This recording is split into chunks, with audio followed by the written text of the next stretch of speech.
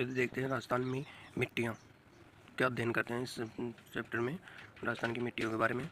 तो आइए देखते हैं। मृदा शब्द लैटिन भाषा के सोलम शब्द से बना है जिसका अर्थ है परस। मिट्टियों का अध्ययन मृदा विज्ञान या पेडालॉजी कहलाता है। मृदा का वर्गीकरण, वैज्ञानिक वर्गीकरण, भौगोलिक वर्गीकरण और कृषि विभाग का वर्गीकरण। इसमें वैज्ञानिक नवीन वर्गीकरण। अमेरिका के वैज्ञानिकों के आधार पर राजस्थान की मिट्टियों को 5 भागों में बांटा गया है, जिनमें है एंटीसोल्स, एरिडोसोल्स, इंसेप्टिसोल्स, अल्फीसोल्स और वर्टिसोल्स। जिस प्रकार से हम देख सकते हैं, तो पहला है एंटीसोल्स। राजस्थान के पश्चिमी भाग में स्थित सभी जिलों में पाई जाती है, सर्वाधिक क्षेत्र में विस्तृत है। इसको 2 उप मृदाकरण है, सोमेंट्स और पुलवेंट्स। दूसरा है एरिडोसोल्स।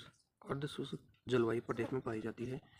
जिले हैं जोधपुर, पाली, जालोर, नागौर, डीडवाना, कुचामन, चूरू, सीकर, झुंझुनू। इसका मृदा उपवन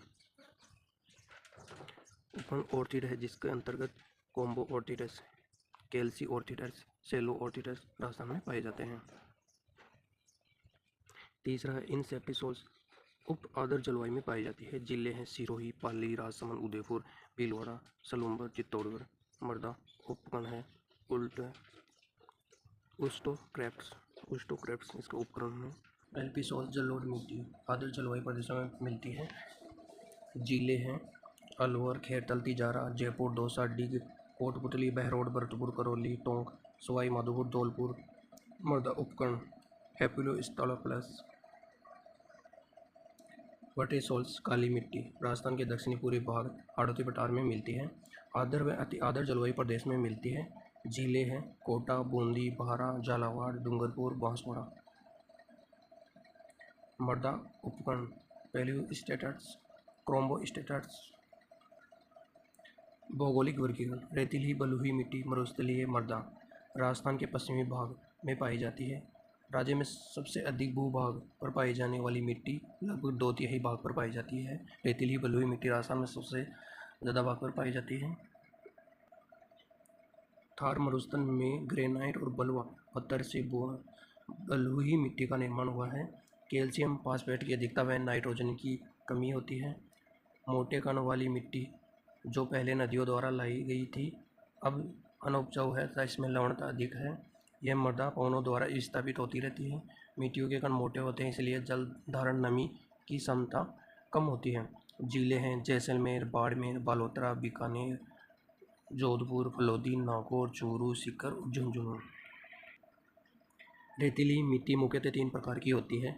लाल रेतीली मिट्टी। जिले हैं जोधपुर, पाली, जालोर, चूरू, झुंझुनू। पानी हो तो यह मिट्टी कृषि के लिए बहुत ही बढ़िया है।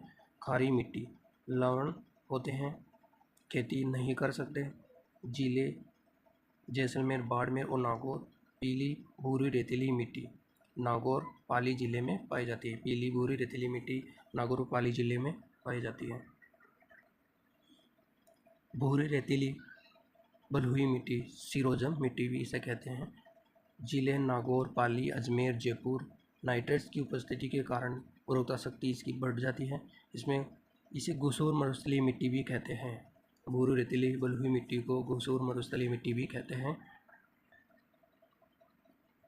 भूरी मिट्टी बनास बेसिन में पाई जाती है। जिले हैं भीलवाड़ा, बूंदी, टोंक, सवाई माधोपुर, करौली और अजमेर।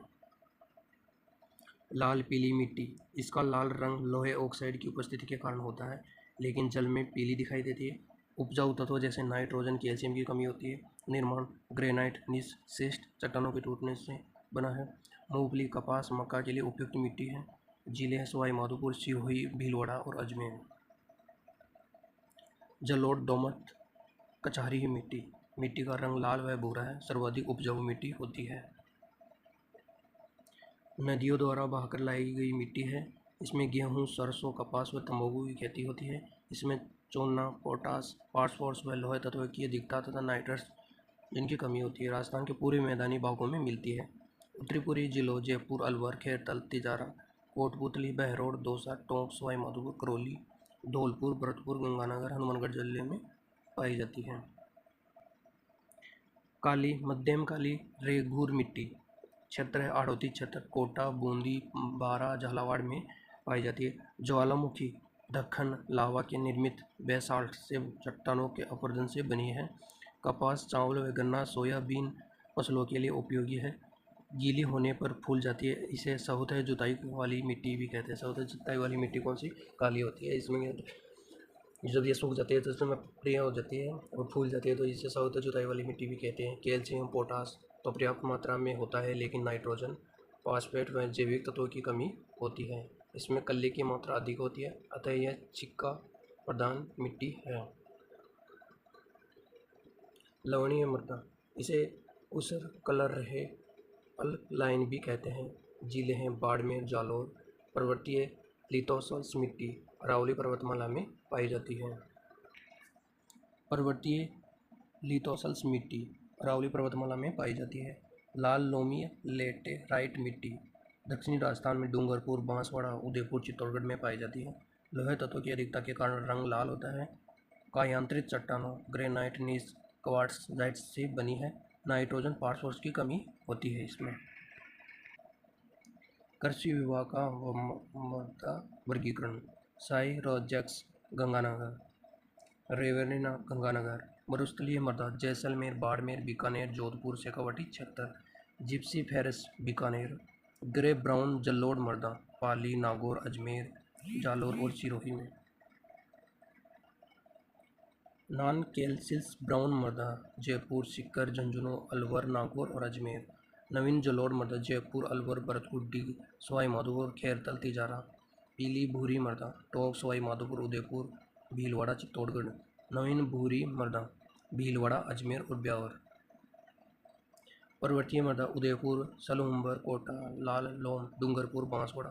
काली मध्यम मृदा कोटा, बूंदी, झालावाड़।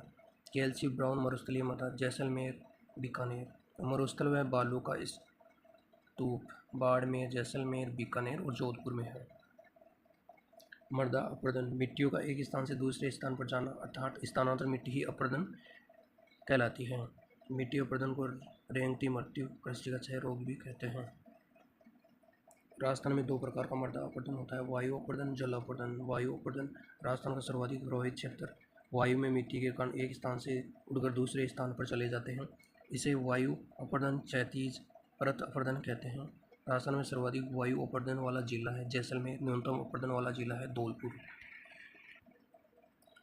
लंबवत अवनालिका अपरदन, जल का तेज बहाव मिट्टी को काट कर एक स्थान पर ले जाता है, एक स्थान से दूसरे स्थान पर ले जाता है। राजस्थान में सर्वाधिक अवनालिका अपरदन वाली नदी है चंबल। सर्वाधिक अवनालिका अपरदन वाला जिला है कोटा। चादरी अपरदन, पहाड़ियों की मिट्टियाँ वर्षा जल के साथ बह जाती है, उसे चादरी अपरदन है। सर्वाधिक चादरी अपरदन है सिरोही में। जल अपरदन, जल बहाव के साथ मिट्टी का अपरदन सर्वाधिक प्रभावित है चंबल का प्रदेश। संपूर्ण आड़ोती का पठार जल अपरदन से प्रभावित है। सर्वाधिक जल अपरदन वाला जिला है कोटा। मृदा अपरदन के कारण वनों उन्मूलन, वनों के कटाव से मृदा अपरदन होता है। झूमिंग कृषि, पहाड़ी ढालों के वनों को काटकर खेती करना झूमिंग कृषि है।